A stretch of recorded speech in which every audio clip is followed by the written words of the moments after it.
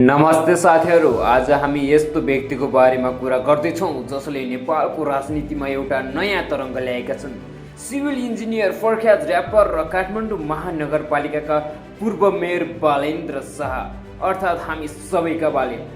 एउटा स्वतन्त्र उम्मेदवारले कसरी देशको राजनीतिको मुहार फेर्ने आँट गर्यो र अहिले किन उनी प्रधानमन्त्रीको दौडमा छन्? आजको भिडियो हामी यस विषयमा चर्चा गर्नेछौँ। सन् 1990 काठमाडौँमा जन्मिएका बालेन भारतको कर्नाटकबाट स्ट्रक्चरल इन्जिनियरिङमा मास्टर गरेका छन्।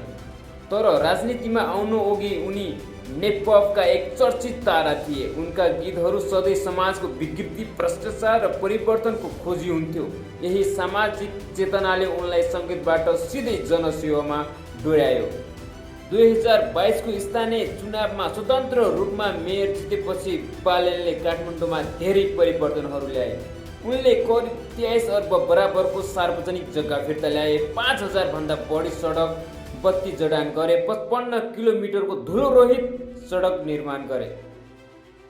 यद्यपि उनको डोजर नीतिको आलोचना पनि भयो। सुकुम्बासी व्यवस्थापन र फुटपाथ व्यापारीहरूमाथि गरिएको कडाइलाई लिएर केहीले उनलाई गरिब विरोधी समेत भने, तर बालेन आफ्नो अडानमा कहिले झुकेनन्।